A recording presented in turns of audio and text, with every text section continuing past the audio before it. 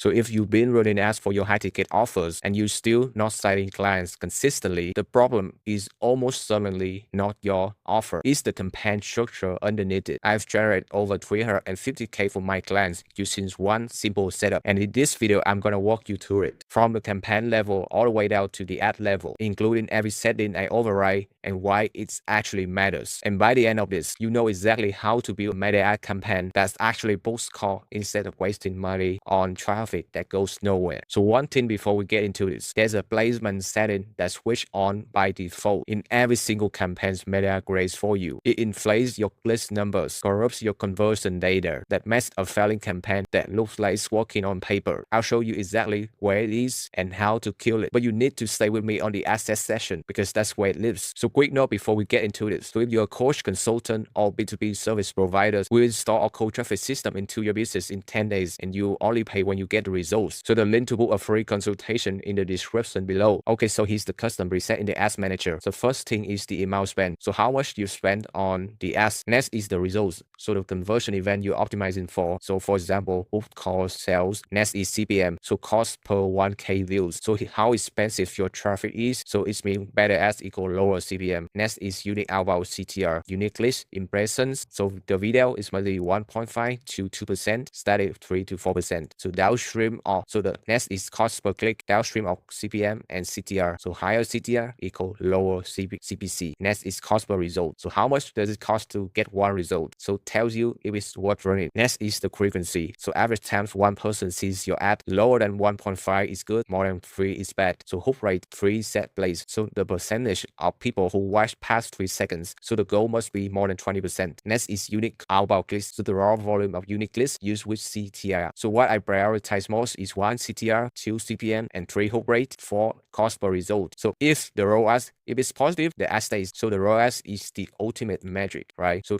if your ROAS is on point, so please don't change anything. And next is how to set up a new meta ad campaign. First thing is the connect on the campaign level. So click create and then select list as your objective right here. And then you can name the campaign with 3 pieces of information: the budget structure, the offer name, and the date. So for example, CBO, high ticket offer, May 11, 2026. So for the budget structure, so if you spend below $250 per day, run CBO. So it's gonna let meta allocate the budget at the campaign level. So do not split into ABO because you'll be putting under $125 per asset, which is too thin to optimize. So if you spend it above $250 per day, so you can run ABO. So you're gonna have 2 assets, broad plus cold interest stack, $125 per day on each asset, and you never launch an asset below $125 a day. So you can click choose the budget here. So on the asset level, you click to conversion location, which is website. So Meta will push you toward multi-conversion path setups, and that blends different conversion signals into one campaign. And you should ignore this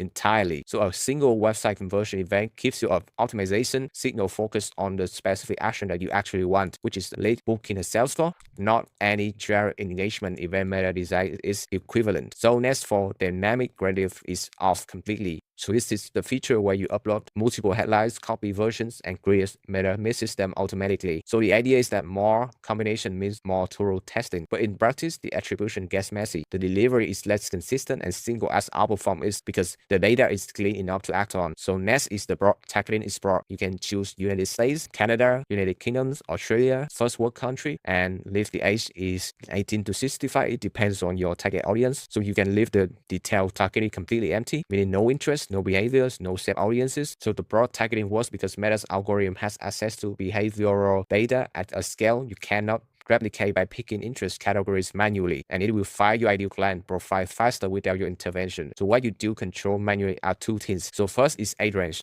So you can look at your last 20 to 30 coaching clients and find the actual age window of the people who bought. So for most high ticket offers, it runs somewhere around 28 to 55, but your client data is more accurate than any general estimate. So use that instead of meta session. So next is the gender. So you can run the same exercise. So if your buyer skew heavily toward one gender, you can restrict it to that generally removes wasted impressions without narrowing your targeting in any meaningful way, because you are still running broad, just without the portion of the audience that doesn't convert. Next is the placements. This is where Meta quietly runs campaigns for coaches so don't override the defaults. So you only choose Facebook and Instagram. You can remove the audience network, the Messenger, WhatsApp, Threads, etc. So every placement is switched on by default, so including one called audience network, and that's the setting I flagged in the hook. So the audience network places your ads on third-party apps and websites outside of Facebook and Instagram. So the CPMs are cheap, so the click volume is really high, and on paper it looks like the campaign is delivering efficiently. But the traffic coming from those placements is consistently low intent, often from people on low quality where accidental clicks are common, and the lead quality is nowhere near what you get from a real Facebook or Instagram placement. And what makes it more damaging is that audience network traffic gets blended into your campaign matches. So your CPM looks artificially low, your CTR looks inflated, and your data becomes unreliable for making any real decision. So you restrict the placements to Facebook feed, of Facebook Reels, Instagram feed, Instagram Reels, Instagram Stories, and Facebook Stories only.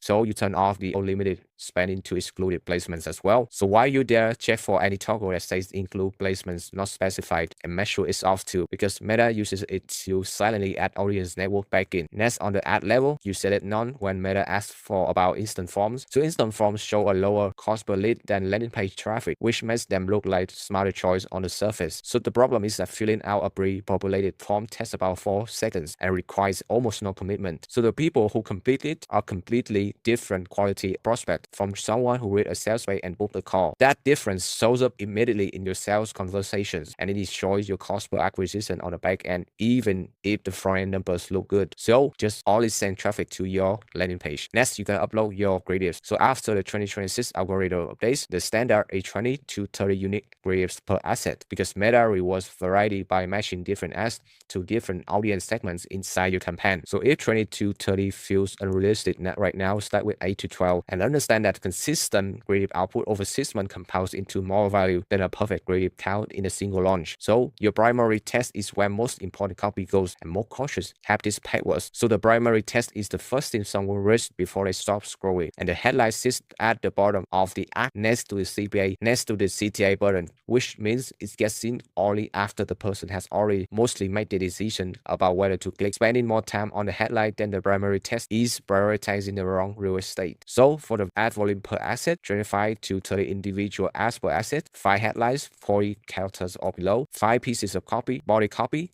2 long, 2 medium, and 1 short, 2 to 3 descriptions. So what I've tested is that this barely matters, just write a learn more type of stuff, right? So same copy and ads across both assets. So do not use dynamic creative. So the metas in AI enhancements will corrupt your creatives and break attribution tools like Harrods. And separate assets for video and status. So never mix them in the same assets. So Meta will bias toward one. So if you use in status, keep them roughly 20% of ad spend, VL tech 80%. So for the CTA button, click just learn more. So it's gonna outperform book now or sign up, and the more direct options for high ticket offers, because it signals lower commitment at the moment of the click and the lower friction at the top of the funnel, more people entering it. So next, you're gonna turn off all the AI improvements Meta suggests. So they will auto crop your video, add background music, adjust the layout, and none of those changes are optimized for your specific offer or audience. So you can leave your creative exactly as you uploaded it. So next, after launch, so please do not touch the campaign for 5 to 7 days. So every change you make partially resets Meta's learning process, so which means you delay the point at which you have enough data to make a real decision. So after that window, you're making one of 3 calls. So if the cost per result is within your target range, the CTR is within benchmark, and the hook rate is above 20%, increase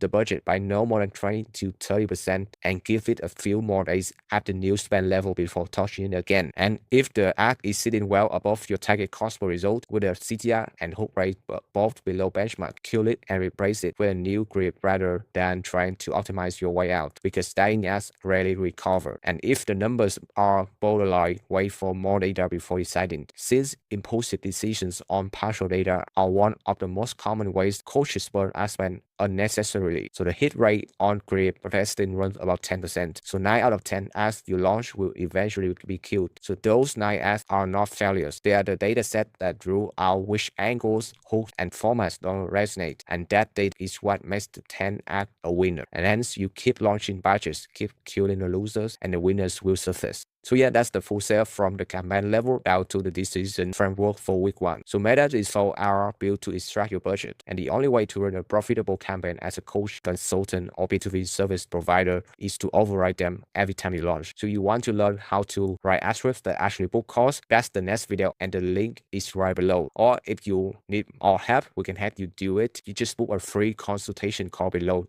in the description. And thanks for watching this video. Have a nice day. Bye-bye.